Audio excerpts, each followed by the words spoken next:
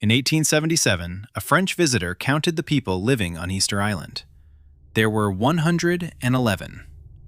111 people on an island scattered with 900 stone giants, carved by hands that were no longer there to explain them. You have probably been told what happened. You've been told these people cut down every tree on their island to move those statues, that they stripped the land bare, ran out of food, turned on each other, that they destroyed themselves and left the moai behind as a warning. It's one of the most repeated stories in human history. It's in textbooks. It's a parable about what happens when a civilization consumes more than it can replace. And almost none of it is true. The island is called Rapa Nui. It sits in the South Pacific, more than 2,000 miles from the nearest continent, one of the most isolated inhabited places on Earth. To reach it, Polynesian voyagers crossed open ocean in double-hulled canoes, navigating by stars and swell, and made landfall around the year 1200. What they found was a volcanic island covered in palm forest. What they built there over the next 5 centuries was extraordinary. 900 moai, some of them 30 feet tall, some weighing more than 80 tons. Carved from volcanic tuff in a single quarry, then moved miles across broken ground and stood upright on stone platforms facing inland, watching over the villages of the people who made them. They did this on an island you can walk across in a day, with a population that, at its absolute peak, was probably around 3,000 people. Not a collapsing society, a society at the height of its powers. And then the trees went. This part is true. Rapa Nui was forested when people arrived, and by the time Europeans got there, it was grassland. Millions of palms, gone. The island's entire forest, erased in a few hundred years. That's the evidence at the heart of the story you've been told. The trees are the proof. Something catastrophic happened here, and the islanders did it. The logic seemed airtight. You need timber to move 80-ton statues. They moved hundreds of them. Therefore, they cut the forest down, rolling their gods across the island on the corpses of their trees, until there was nothing left to roll them on. It's a perfect story. Hubris, then consequence. The statues themselves become the murder weapon. There's just one problem with it. That's not how they moved the statues. Archaeologists studying the moai noticed something odd about the ones abandoned along the ancient roads, the ones that never made it to their platforms. They were shaped wrong for rolling. Wide at the base, leaning forward, center of mass low and pitched toward the front. Exactly the geometry you would design if you wanted something enormous to stay upright while it rocked. Because that's what they did. They didn't roll the moai, they walked them. Ropes on either side, teams pulling in rhythm, the statue rocking side to side and stepping forward under its own weight. Islanders had said this for generations. Their oral histories say the moai walked to their places. For 2 centuries, outsiders treated that as a myth. It was a description of the engineering. And it means the central image of the collapse story, the forest felled to move the gods, never happened. So what took the trees? Something came ashore with the first canoes, not carried deliberately, not noticed at all most likely. Hidden in the provisions of a voyage that had already lasted weeks. Rats. The Polynesian rat, Rattus exulans, traveled with Polynesian settlers across the entire Pacific. It reached Hawaii. It reached New Zealand. And everywhere it landed, the forest changed. Rapa Nui's palms produced large nuts. Archaeologists have recovered those nuts from the island's soil, preserved for centuries.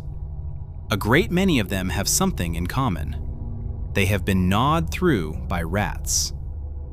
A seed with a hole in it does not become a tree. Start with a single breeding pair on an island with no predators, and effectively unlimited food. Rats reach maturity in weeks. They breed year-round. Ecological modeling of that scenario produces a population in the millions within a few decades, and a forest that stops replacing itself entirely, while the mature trees stand there looking healthy for another century. The islanders cleared land too. They farmed, they burned, they built. Nobody claims they left no mark. But the mechanism that made the deforestation permanent, that stopped a single new palm from reaching daylight, arrived on the first boat, and nobody knew it was there.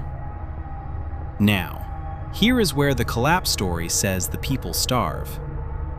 They didn't. They engineered their way out of it. Across the island, archaeologists have mapped enormous fields where the ground has been deliberately broken up and scattered with rock.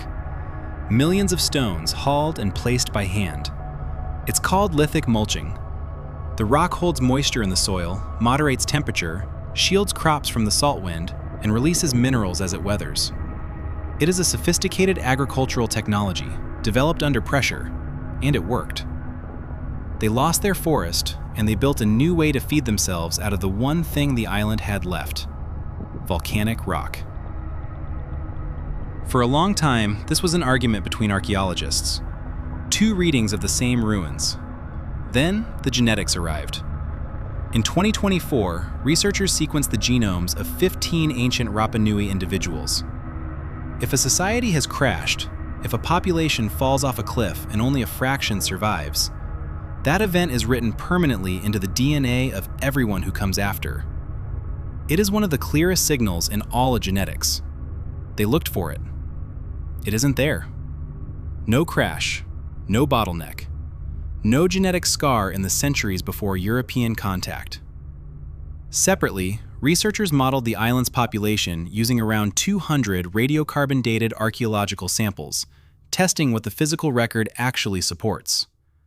The answer was a stable, sustainable community. Not booming, not collapsing. Holding steady right up to the moment the first European ship appeared on the horizon, which it did on Easter Sunday, 1722.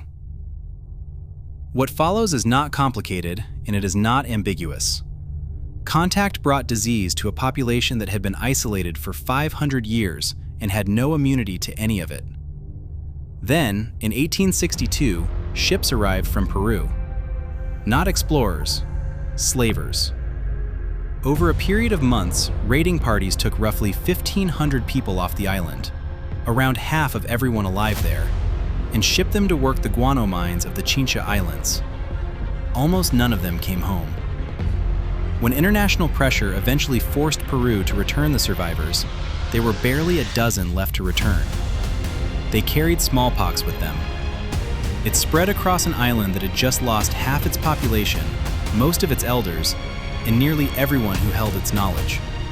The people who could read the script, recite the genealogies, and say what the statues meant.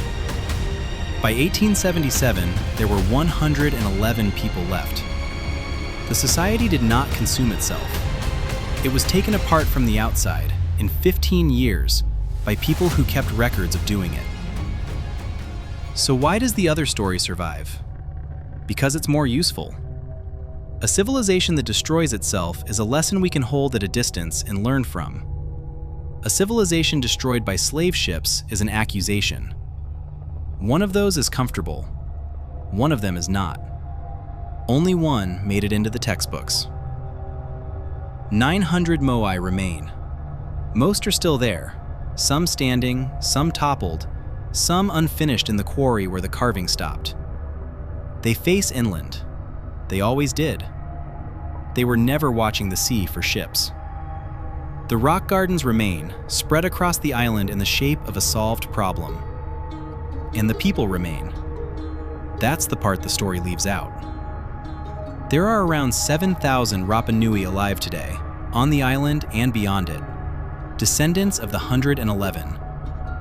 They are not a cautionary tale. They are not extinct. They have spent a century and a half being told, by outsiders, that their ancestors were fools who ate their own island. What ended on Rapa Nui was not a civilization. It was the truth about one. And that took a lot longer to die.